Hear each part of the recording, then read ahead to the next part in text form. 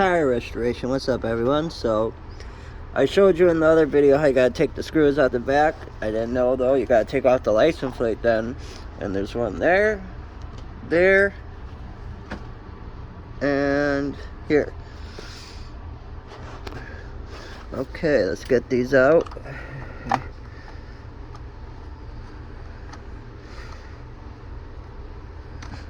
Okay.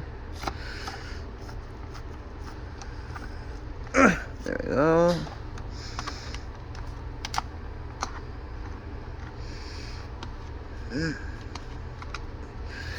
See what comes loose now. There we go. Front grill's out.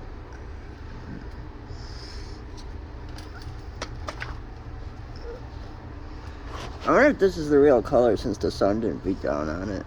Like, subscribe, share, and hit the thumbs up. And subscribe if you have.